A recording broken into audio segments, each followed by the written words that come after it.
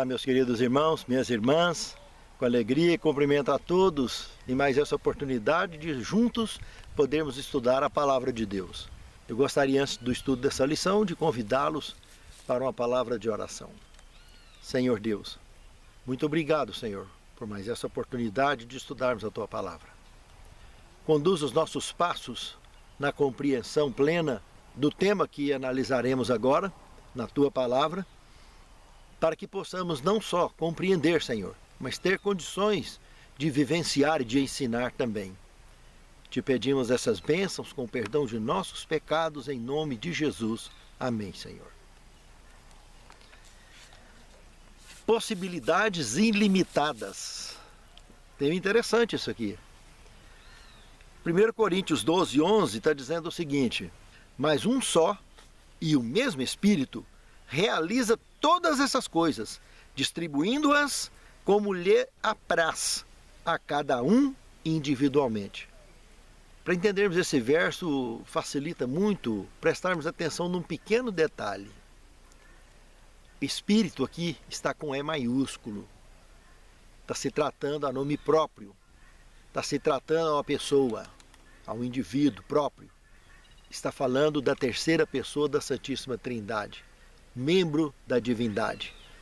Esse Espírito Santo, que também é Deus, esse que está em missão aqui desde que Jesus foi embora, porque ele falou que se ele não fosse, o Espírito Santo não viria, e ele veio. O contexto de 1 Coríntios 12, se a gente analisar, está tratando dos dons que esse Espírito Santo deu e dá, continua dando à igreja, fortalecendo e conduzindo a igreja na sabedoria divina. E como fala aqui que ele distribui da maneira que ele apraz, não é como se fosse uma diversão para ele dar dom para os outros. Não, dá de qualquer jeito. Não, não é assim. Nós estamos falando da divindade e que conhece todas as suas criaturas, conhece a capacidade de cada um de absorver 1, 2, 3 ou mais ou menos dons. Então, de acordo com a capacidade que ele conhece de cada um de nós, ele distribui. Só que nessa distribuição, analisaremos durante o tema, ele distribui, mas um dia vai prestar conta que isso não é nosso, está emprestado. E a partir do momento que ele empresta, nós vamos ver no tema bíblico que isso depende de um penhor doado pelo Espírito Santo. Nós vamos ver isso aqui dentro. E quando se trata de penhor, nós sabemos, para penhorar um bem na Caixa Econômica Federal, você deixa o bem lá, pega o dinheiro, mas aquele bem garante que você vai pagar aquela dívida. O valor que você pegou relativo àquele penhor é bem menor, com certeza a joia vai pagar com folga, se você não pagar a dívida. E essa ideia do penhor aqui, dentro do tema, vai ficar bem mais sério. Porque ele dá o dom. Mas as pessoas estão usando o dom? Está usando para a causa de Deus? De verdade? Ou é para exaltação própria? Reflita. Segundo tema, diferente nos dons, unidos no serviço. Se nós analisarmos 1 Coríntios 12, verso 12, 13 e do verso 18 ao 22, meus amados, é suficiente para entendermos que foco e propósito é a meta dessa distribuição de dons. Tanto o Espírito Santo tem foco nas pessoas que ele conhece e sabe realmente como distribuir e ter um resultado maior e ter um retorno maior desta concessão, como também sabe da natureza de foco que tem cada um de nós. E isso pesa muito. Não adianta o indivíduo, às vezes, ter muitos dons, ter uma inteligência muito grande, mas ele é desfocado, ele não tem foco. Naquela parábola das sementes mesmo, nós temos uma ideia clara sobre isso. Lembra daquela semente que caiu no meio das pedras? Aí ela nasceu, mas logo que o sol bateu, ela murchou. Você mostra o fogo de palha, né? O retorno dele com a palavra é desse jeito. É rápido, passa logo essa vontade. Então não adianta ser muito inteligente, mas não ter foco. Ser fogo de palha. E outras pessoas só querem fazer as coisas se for para ter retorno. Se não for de graça, não tem nada. E entender o significado da graça é algo muito mais amplo. Entender o significado da graça sem ter consciência do sentido do verdadeiro amor de Deus, que é o sentido do amor incondicional, revelado em 1 Coríntios capítulo 13, é querer comparar esse tipo de amor incondicional com o amor mortal, com o amor que os humanos conhecem normalmente, que é amor baseado em troca, toma lá, dá cá. Se é bem tratado, trata bem. Se é maltratado, trata mal. Entender a graça é esse mesmo paralelo. O amor incondicional ele não se vincula a nada, a não ser a Deus acima de tudo e o próximo, como a si mesmo. E ele é incondicional e pronto. Esse é o amor divino. E esse é o nosso foco, é o nosso propósito. De aprender a ser e a viver dessa maneira, para a honra e a glória de Deus. Entender a graça é a mesma coisa. O fato de entender a graça, nós entendemos o que Deus fez para salvar a gente, para restaurar, para resgatar. Isso não tem dinheiro que paga, irmãos. O nosso espírito de gratidão, nosso espírito de graça, deveria ser incontestável e incondicional. Só por entender a salvação disponibilizada da forma que foi para mim e para você. E por que alguém tem que querer as coisas para tirar vantagem, para ganhar algo em troca? Será que precisa mais do que a salvação? Será que precisa mais do que a redenção? Será que precisa mais do que viver eternamente num mundo sem dor e sem pranto e sem morte? É uma mente muito fechada realmente tentar entender a graça de Deus fora desse contexto de visão que a Bíblia nos oferece. Por isso que eu digo que a diferença nos nossos dons, porque também há diferença na nossa forma de focar e na forma de colocar os propósitos. Nós precisamos de submeter tudo isso à dádiva da graça de Deus para que saibamos administrar devidamente essas concessões divinas para nós que somos mortais e possamos ter a devida responsabilidade no exercitar esses dons, porque tudo que fica sem exercitar acaba por enferrujar. Uma coisa enferrujada não vai funcionar como alguma coisa que está realmente livre e desembaraçado. Pense nisso, amado irmão. Pense nisso, amado irmão. No terceiro tema, Deus, o doador de todos os dons. Se analisarmos 1 Coríntios capítulo 12, verso 11 e verso 18, Efésios 4, 7 e 8 e Tiago 1, 17, formando um paralelo com esses três textos bíblicos, nós podemos perceber algumas palavras-chave. A palavra conexão, individual e congregacional. Irmãos, se entendemos, temos a certeza absoluta que Deus é o doador de todos os dons, por que não estamos conectados com Ele, com o Espírito Santo, através desses dons, tanto no espírito individual quanto no espírito congregacional? Nós temos uma missão individual que é somada com a missão congregacional, a missão da igreja. O que Paulo está nos apresentando nesses contextos aqui, e também Tiago, é exatamente isso. É fundamental estarmos conectados com o Senhor, através do Espírito Santo. E dessa maneira, aprimoraremos muito bem os dons que recebemos. E utilizaremos para, com brilho, com maestria, render honras e glórias ao Senhor, cumprindo com a missão que Ele tem confiado a todos nós. No quarto tema, o propósito dos dons espirituais. Analisando 1 Coríntios capítulo 12, verso 7 e Efésios 4, de 11 a 16, conseguimos agora chegar na palavra-chave desses propósitos dos dons. Missão. É uma palavra que tem sido difícil de ser entendida e principalmente ser vivida. Ser humano ter a consciência absoluta de que todos nós, como indivíduos e como igreja, temos uma missão. E entender isso se torna, de certa forma, difícil pelo fato de sermos mortais e ver tanto defeito nas outras pessoas e defeito em nós mesmos, que às vezes, olhando dessa maneira, deixa uma ideia de que seria impossível, né?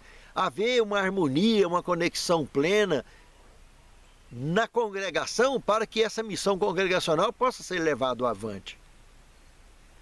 Mas devemos lembrar que Jesus diz que aonde estiver 2 ou 3 em meu nome, ali eu estarei no meio deles. Mesmo quando a crise da perseguição atacar, comprometer a liberdade religiosa no mundo inteiro, esse povo vai estar reunido dentro dos matos, reunido lá nos campos, estará fazendo o trabalho do mesmo jeito e receberá o poder do Espírito Santo através da chuva serôdia, justamente porque eles estão em plena consciência da palavra missão. Eles entenderam o momento que deveria estar saindo, estar lá nos campos e estar fazendo o trabalho lá, porque eles entenderam a missão. Entenderam que a parte missionária deles é somada na congregação, que daqueles 2, 3 ou mais que estão lá juntos, estão somando essa missão, estão evangelizando aquelas áreas que não estavam evangelizadas. Enquanto nas grandes cidades tem aí muita televisão pregando, muita rede social pregando, mas tem um público muito grande, a maioria do público dos humildes, esses não, a mensagem não alcançará esses. Esse precisa do olho a olho, precisa do meu e do seu contato, precisa da minha e da sua coragem para poder ir até lá e evangelizar. E nós não podemos nos render à assolação causada pelo medo terrorista que o assolador empreendeu sobre a face da terra desde que estourou esse vírus lá na China e esparramou para o resto do mundo. Não podemos ficar acovardados em nossas casas e deixando de cumprir com a missão que é tão importante relatada no contexto bíblico. Mas jamais, sentado dentro de casa, cumpriríamos com o exercício destes dons. Temos uma missão, irmãos. Não há lugar na Bíblia nenhum que sustente ficar quieto dentro de casa, deixar de cumprir com a missão. A nossa fé está num momento muito importante de exercitarmos.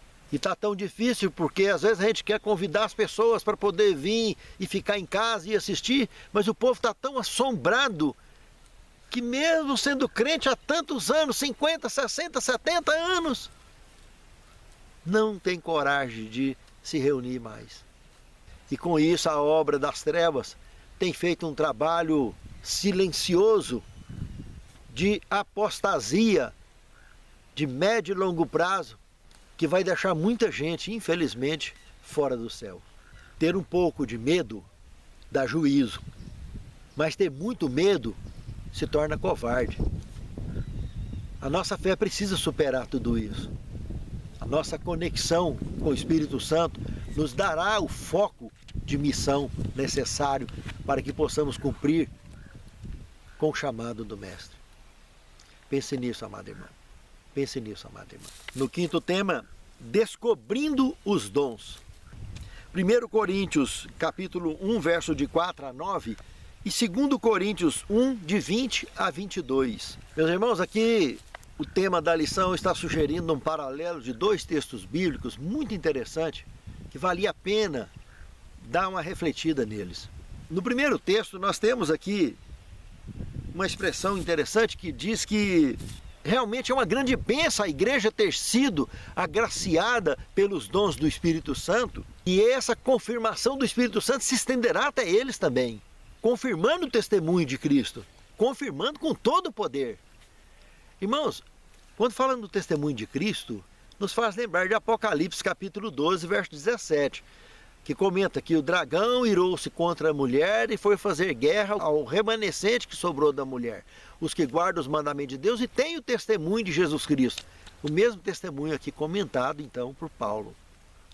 E Apocalipse 19, 10, a última parte do verso, fala que o testemunho de Jesus é o espírito de profecia. Interessante, né? Isaías 8:20 fala, a lei e ao testemunho. Se não falarem segundo essa palavra, nunca verão a alva.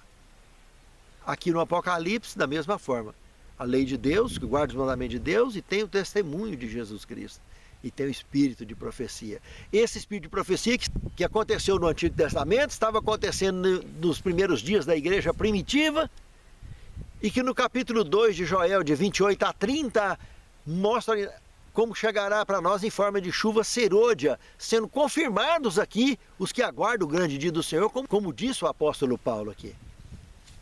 Olha que amarração mais interessante do tema relacionado aqui com o contexto que nós estamos estudando, é relacionado agora com os dons. E no segundo texto, aqui de 1 Coríntios 1, de 20 a 22, não é menos curioso do que o primeiro, porque já abre dizendo que esses escolhidos foram selados. Irmãos, quando fala de selo de Deus, ou sinal de Deus, que lá no Apocalipse 7, verso 3, não danifiqueis nem a terra nem o mar, até que eu haja selado na testa os servos do Altíssimo. Aí a gente vai lá para Ezequiel 20, 12 e 20, fala que o sinal de Deus é o sábado. É um compromisso que nós temos com o Criador. E isso tem um peso muito grande, porque como Isaías 8:20 comentou a lei e o testemunho, mostrou que espírito, profecia e lei de Deus são características da divindade. Ninguém vai ser salvo por isso, mas é uma característica daqueles que estão conectados com a divindade. E a igreja verdadeira também está da mesma forma.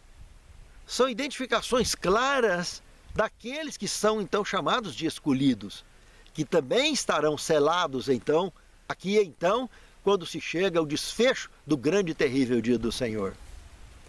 Porque após esse selamento que acontecerá, para aqueles que amam ao Criador e têm conexão com o Criador, esses estarão, evidentemente, completamente livres das 7 pragas.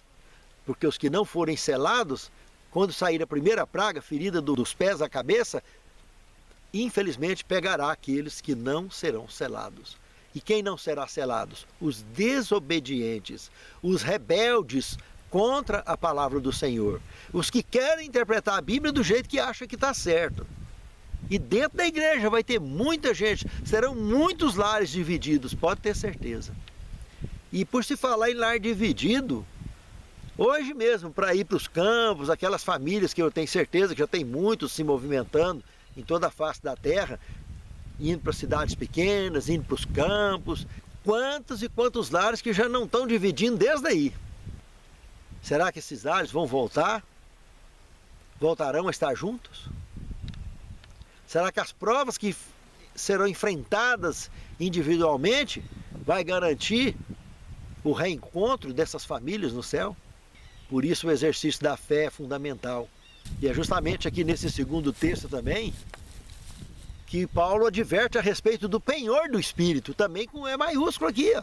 Porque ele nos selou e nos deu o penhor do Espírito. Irmãos, esses dons foi concedido sob garantia. Porque nós não somos donos do nosso tempo, dos nossos tesouros e nem dos nossos talentos. Esses 4 T's estão emprestados para nós. Nós somos mordomos de Deus, administradores do Senhor. E lembra que lá na parábola dos talentos ele fala que deixou 5 com um, 2 com outro e 1 com outro? Pois é, ele sabe para quem pode dar 5, para quem pode dar 2 e para quem pode dar 1. E o fato de ser colocado isso dentro da administração, onde ele é o proprietário absoluto de tudo, é um penhor, porque ele está nos concedendo privilégio de conhecimento, de dons, etc., mas justamente para ter o retorno necessário para que a obra que ele confiou a mim e a você seja alcançada, seja cumprida. Porque a partir do momento que fala dessa palavra penhor, vai ter prestação de contas. A parábola dos talentos fala que o Senhor saiu, foi embora, depois voltou e prestou contas. E aí? Como é que fica? E um outro texto que não deveria ficar de fora de forma nenhuma aqui é Lucas 11:13. Jesus comenta aqui que vocês sendo maus, sabeis dar boas coisas aos seus filhos, imagine o meu Pai, se não vos dará o Espírito Santo para aqueles que lhe o pedir. Irmãos, imagine só, que a gente sendo mau e sabe dar boas coisas aos filhos, imagine o nosso Pai Celestial. Para quem pede o Espírito Santo para ele, ele não vai dar. Ele vai doar com muita graça, com muito prazer, e nos encher de dons e de sabedoria para cumprir com a missão que ele tem confiado a mim e a você. Pense nisso. Peça ao Senhor e Ele dará com certeza. Sexto tema, desenvolvendo os dons. Analisando Mateus capítulo 25, de 14 a 30, é justamente a parábola dos talentos.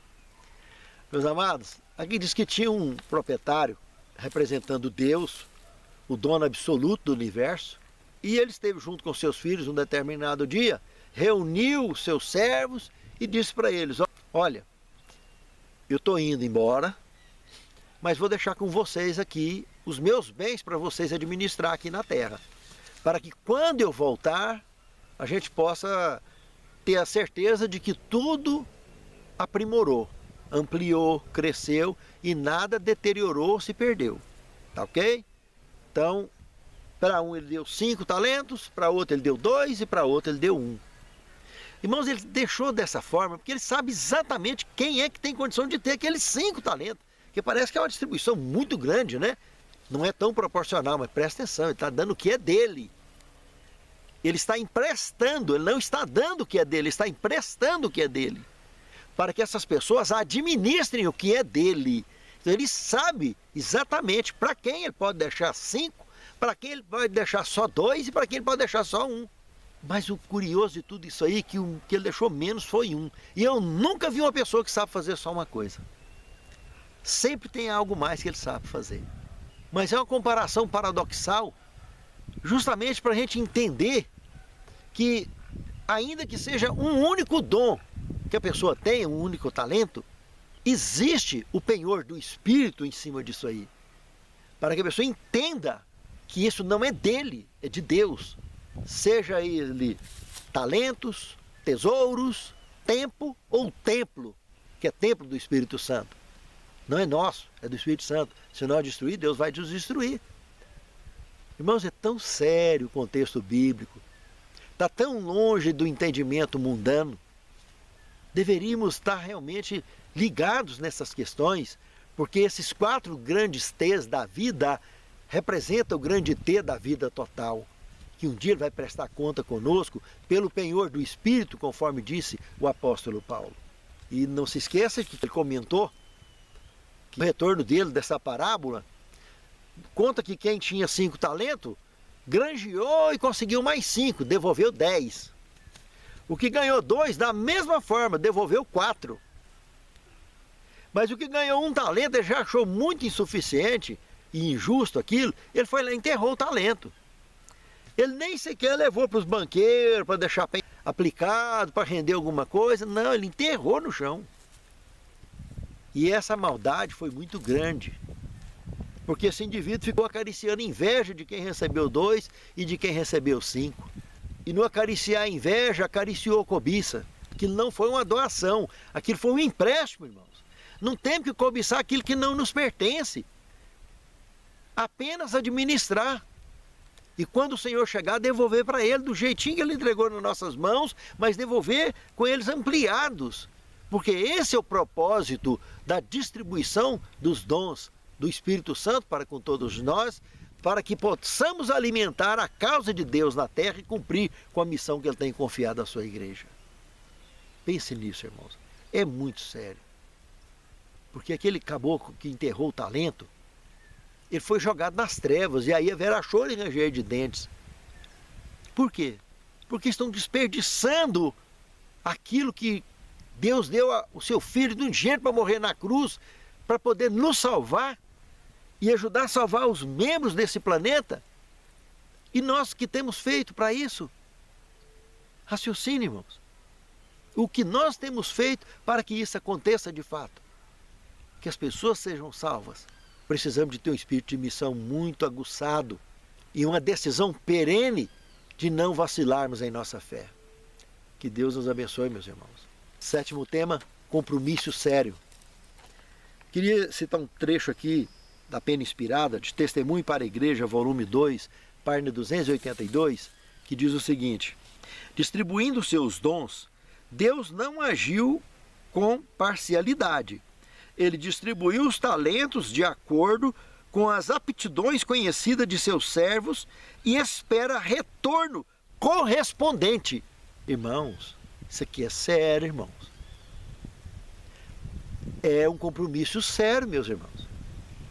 Ele vai prestar conta e vai exigir o retorno correspondente ao que ele doou para nós, ao que ele emprestou para nós, para que pudéssemos viver com privilégios especiais sobre a face da terra, graças a esses dons que ele nos deu.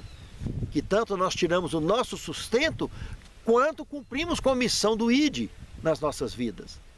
Santo Deus, tende misericórdia de nós, Senhor, e nos ensine a compreender devidamente o teor deste compromisso que temos para contigo e teu Santo Espírito e com a missão da igreja sobre a face da terra. Santifica-nos na tua palavra, porque a tua palavra é a verdade. Prepare-nos para o teu reino e capacita-nos ao preparo de outros também, para conduzi-los aos teus pés. É o que te suplicamos, agradecidos em nome de Jesus. Amém. Exaltai a Jesus a Deus.